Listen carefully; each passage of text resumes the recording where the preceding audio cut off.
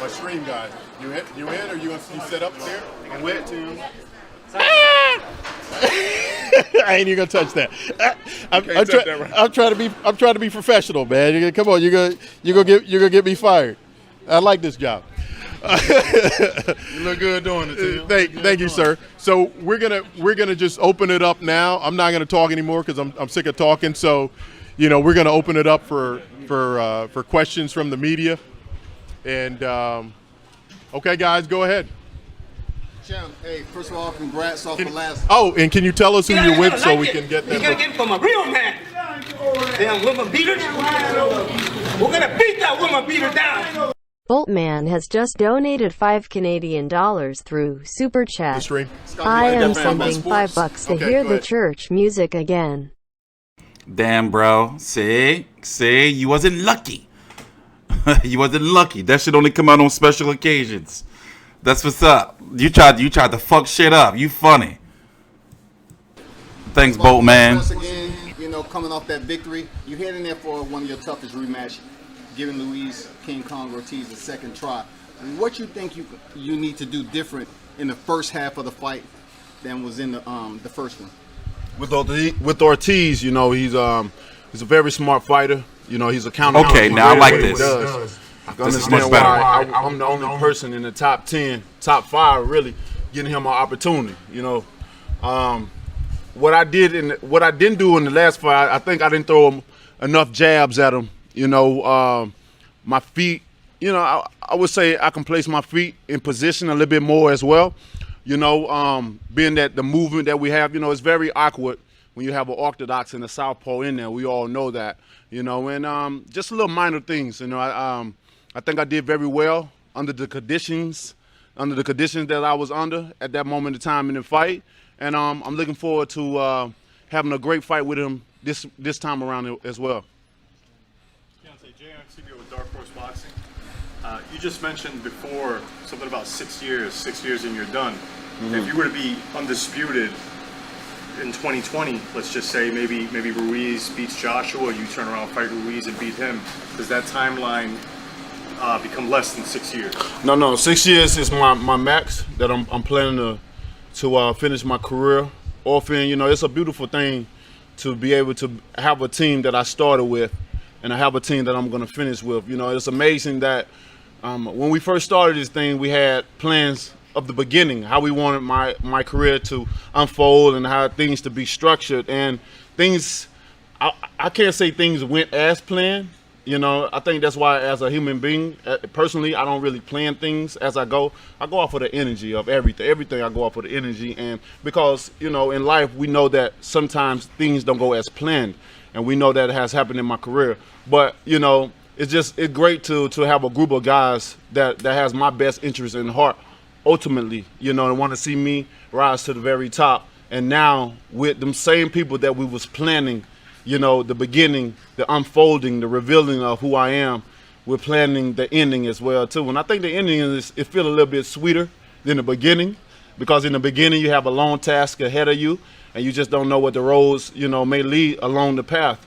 And, as being a professional and as I've been in it thus far and so long and accomplished what I've accomplished, I'm smiling at the end. I'm going to smile all the way in the end, being able to say that, I did the best I can in the heavyweight division. I brought a lot of excitement to the heavyweight division. I brought a lot of drama, and I brought a lot of dramatic, devastating knockouts. And when all that's said and done, do you become a movie star or a politician? what's the move? I'm looking for the movies. My passion is acting. I've been doing my thing thus far, and I've been killing it on the scene, and I'm very passionate about it.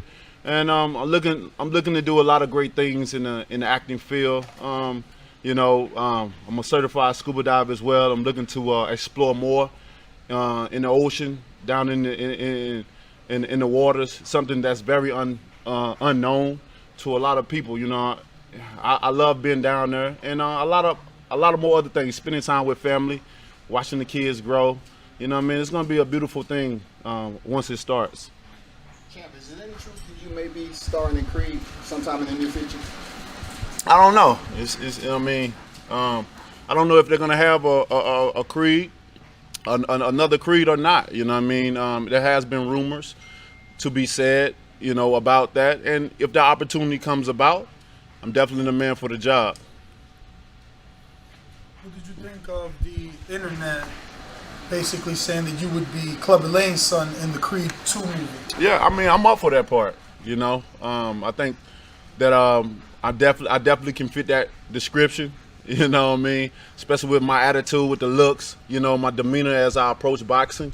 You know, as long as they have me knocking somebody out, because that's what I do in my regular life. You know what I mean? I'm a knockout artist.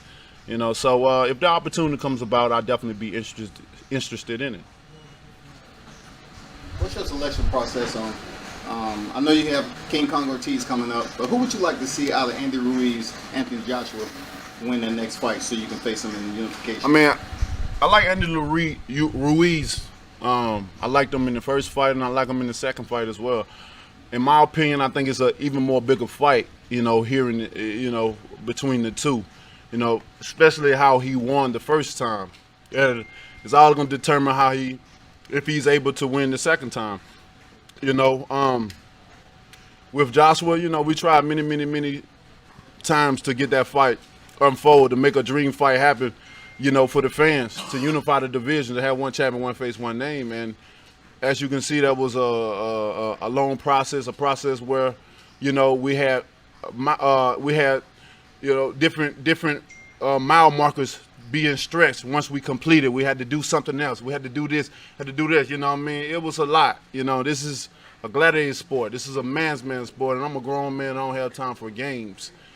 Being that Ruiz is under the same stable as much easier fight to make, and I think an even more exciting fight as well, being that what he did and you know, and how the Mexican people are supporting him.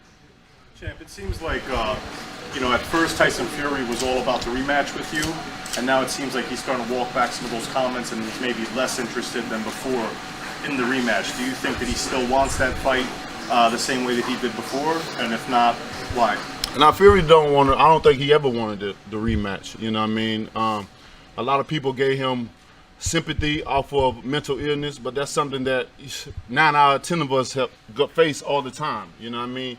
Many of us have thought about suicide or doing a lot of things. So, you know, being that he was from another country and coming over into this country, you know, in America, we always feel sorry for people, especially if they're not of this country.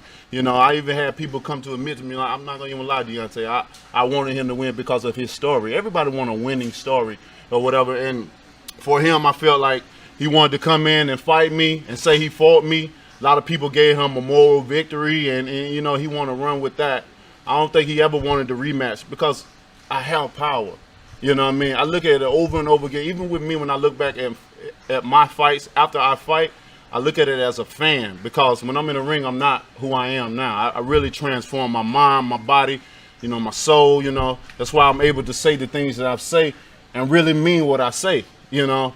And with that being said, how he got dropped, his eyes going back in his head, neck stretched out like that. You know, his family don't want, his wife don't want to see it, brothers, dad don't want to see it. You know, dad even said that he ain't getting up this time, and I guarantee he won't, you know. And with that, when you have all those talks, he have to go back, and the only thing he can promote from the fight is him getting up off the ground.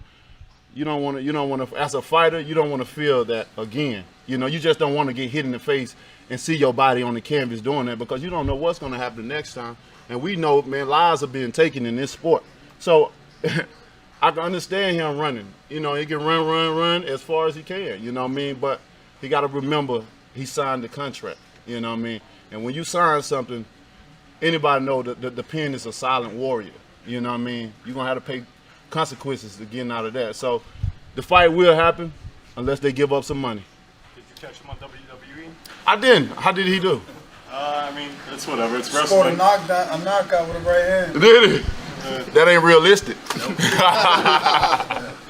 Well, good for him, man. You know, I'm always excited to see, you know, fighters on the outside of boxing being able to do things, because you know, people looking in on boxing, they think that as fighters that we just one dimension. That's how we do fight. We should train and fight, but we're still people. We're still fathers. We still, you know, we can do so many other things besides just fighting. I tell people, you know, I'm a great guy.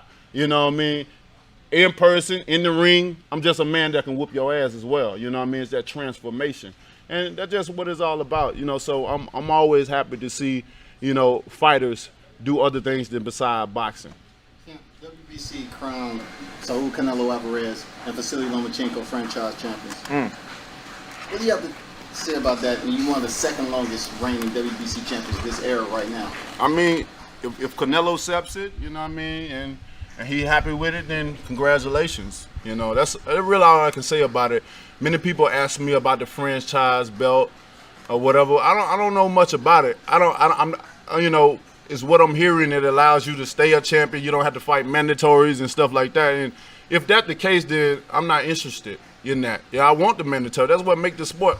Guys work hold him to this. Hold him to this. Become number one and number two, and then become a mandatory. Why would you crown someone that eliminates all that? You don't have mandatories and different things like that. I love to be able to have a mandatory, him sitting, and the more he wait, the more he get frustrated about certain things, and then when the fight comes, you had me waiting all this time. I'm ready. You know, it's always the build up to the fight. And when you take that away, when you take certain things away from boxing, you know what I mean, you take the charisma away from it, you take the excitement away from it, and that's what I don't want to do. I don't want to take the excitement away from anyone. You know, I'm a dangerous fighter. I have, you know, a devastating right hand, and, you know, that's all I've been doing throughout my career, giving people, the fans, what they want to see, and that's knockouts. It's good to see guys go in there and, you know, go from 1 round to 12 rounds, boxing and showing skill, but at the end of the day, people got something to do, and they want to see knockouts. You know, they want something they say, damn, that was a great fight, and that's what I give people, you know. So hopefully, you know, nothing come my way about a franchise belt. You know, I don't have nothing against guys that have taken it and stuff. I'm just listening to the fans, and I'm listening to my heart as well too. I don't think being a franchise champion would fit me. If they want to, you know, if they want to give someone else that belt over me, then I'm fine with that. You baptized Ortiz the first one. Oh, they heard him. This month. Well, I'm looking to beat him in even more, you know, dramatic fashion. You know, when I fought Ortiz the first time, I had a terrible flu, to the point where even when I was walking out in the tunnel, I was spitting up mucus. And the proper protocols for that is to call the fight off. You know, give yourself a little bit more time to heal, and then get a fight camp up, and then announce a new date for the fight. But you know, I'm always hard-headed. I'm the type of one of those fighters that like to be a myth buster in boxing. You know what I mean? You can't do this. You can't do that. You can't do this. You can't. And you know, I like to prove people wrong, and I have many times. And a lot of things that we say that a boxer don't supposed to do, you know what I mean, I does it, and just to see, and I do it on a high level, you know what I mean. One day I say I'm gonna write a book, and I'm gonna tell you all the things that I've done in my career that, you know, that is not of a fighter to do, and as you can see, I still knock guys out. Deontay, this is Pedro Justice from I Am on Sports TV. What's up, baby? I'm doing good, man. I'm doing good. What can you do on November 23rd to show Luis Ortiz and the whole boxing world that you're the baddest man on the planet? That's right. One thing I can do is boo. Like he said before, he'd rather have been stretched out. And that's what I'm planning to do, is stretch him out. Plain and simple. What round? You know, I have never been good with predictions. You know what I mean? I go in and do my thing, but you know, my energy leans to, you know, my energy leans to what? Just be careful in the first round. I'm a type of fighter that you can't blink. You're on the edge of your seat. You can't go to the bathroom. You can't look down. You can't drop your cell phone. You can't be late. You can't go to the concession stand. Nor will you go get those last piece of wings, because you're going to be the one that said, what happened? I'm just that type of fighter. I'm a type of fighter that you even stand up the whole time. I seen people in the first Ortiz going back looking at standing up the whole time looking, because I'm a type of fighter that you don't know what's going to happen. You know it's coming. You just don't know when. Right. A lot of fighters of your stature at this point in their career would probably be living in LA or doing camp in Vegas or one of the bigger cities. What keeps you here in Alabama, in your home state? In general, I mean, you said it. My home state. It's you know, I get so much peace here. You know what I mean? So much. It just, yeah, I mean, peace is very important to me. You know, I get my serenity here. I get a lot of love here. You know what I mean? I stay out right on top of the mountains of the lake. I got an island that I stay on, and it's beautiful. You know what I mean? I love being here, feeling the energy of the people, feeling the energy of the air. You know, and it's one of those things that say, I made it here. Why move? Why go anywhere else? After the Olympics, I had so many people try to draw me away from here. Oh, this country plays it. But, you know, it's all up inside of how you feel, you know. So many people don't even know what real peace is because they're always moving. They always have to go. And even when they get a little bit of time to themselves, they don't know how to evaluate it and use it. But when I come here, especially with the occupation that I have, I need it. I need to be able to have something to release when things have gotten so complicated and hectic for me. I need we need some hardcore questions. When that's at? Sit amongst the stars. I tell people all the time. Where I live at, I have a place, an open mic I have an open mic to the universe, and the stars and the moons is my witness. You know what I mean? I'm able to, man, it's just peaceful, you know. Are your neighbors like used to you at this point? Heavyweight champion of the world, Deontay Wilder walking his dog, or? Like I said, I live on an island, so I only have one neighbor, and she a mile away down. You know what I mean? And her name is Lisa. She's from Germany, and she swims still, you know, in the lake back and forth. She's been in tremendous shape, and she motivates me. When I see her, I'm motivated because this woman probably about in her 80s, probably early 90s. And she still work out, she still walk, she still swim laps because her son, you know, he went to the University of Vanderbilt, and he's a swimmer. He was a swimmer there, and you know, it's just I think they got a long line of swimmers in their family, and she still does it to this day. And she get in that lake. I would never swim as long as she. I would ask him that's something his thoughts on the WBO belt and if he wants it or not. You know what I mean? I get in the kayak, I get in the boats and do different things, but with her, you know what I mean. She's amazing, you know, and that's another part. Every time fuck that, ask him if Canelo Kovalev was fixed. Fuck that, ask him that. But it's just a beautiful place to be here. Although I have multiples of property in different states and stuff, you know what I mean? They all give me different energy, but it's just something like it's no place like home when I'm training and I haven't took my nap today. And then I'm ready for the world. All right, we're gonna take one more. Oh God. Surrounded by all these journalists and all the boxing journalists, all this media. I imagine it's probably a different look than the way it was when you first started. Can you give us a perspective on what this world is like now than what it was when you first started out boxing? Man, it's getting crazier and crazier, you know, but I think I'm the man for the job, you know. My life is definitely not easy, but all the things I have going on in my life, you know what I mean, it's crazy. And the position that I'm in, you know, from the beginning, I remember when we used to have to scrape up money to go get sparring and travel to go through things, scrape up money to even eat traveling, and you know what I mean? And the gym was even smaller than this, you know what I mean? Which I like a rough looking gym, you know what I mean? It allows you to be able to even more go into focus, you know what I mean? Because when you look around, it's nothing. It don't like, you know, it look like trash and stuff. But the best fighters come out of, you know, rural areas and rugged gyms, you know what I mean? I like to keep that environment in that space, although I do have plans for other things or whatever, but at this point, we love it. We love to be amongst it, but now, you know, it's just to the point where you done gained so much success and you're able to do whatever you want at this point. Like I could do whatever I want at this point in time in my life. I can go so many different places. I could have left this place long time. I could have switched up trainers and stuff, but loyalty is a very important thing for me in my life. And as you can see, I still have the same team. I'm still training in the same he ready to go. Look at him. You know, although we pull up in Rolls Royces in this motherfucker, but it's just the beauty of it. Just let you know success and the love that is here. You know, all my guys have my best interest in heart. All my guys love me, want to see me make it. And I allow them to come along as well as my brothers. I've been around them for a long time. We think the same way. We move the same way. We come in peace, like I tell everybody.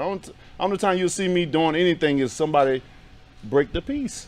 But, you know, I always teach my guys, you know, as I make it, I allow them to, you know, I tell them certain things that what I've inquired from other people that I probably hung around, or, you know, someone I'm trying to become. You know what I mean? Or get tips from them. I share with them. You know, everyone has levels, and as a king, I want my guys to be kings. That way they can lead their own kingdom with the knowledge that they have. They say the only way to become wise if you must apply knowledge to your life to become wise, because age don't bring you wisdom. You can be an old fool as well. You know what I mean? And that's the beauty of it. Okay, King Deontay the first. Hey, I like that. We're going to sign off the stream now. Thank you very much, champ. And Blessings. on November the 23rd, Yes.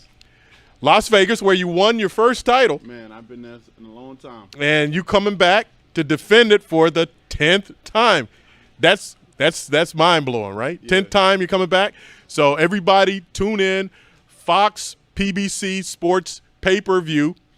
Deontay Wilder, the longest reigning heavyweight champion, the king of the heavyweight division, is going to be fighting Luis Ortiz, a man that everybody was afraid to step into the ring. You're going to run it back with him, though. They calling me crazy. They're calling you crazy. Yeah. You ain't crazy. I ain't you know what crazy you're doing. at all. You're crazy like a fox. Hey, you know. But we're going to sign off the stream here. Deontay's got some other things he's going to do. Thanks for joining us, and tune into the fight. And Deontay is going to do questions on Instagram.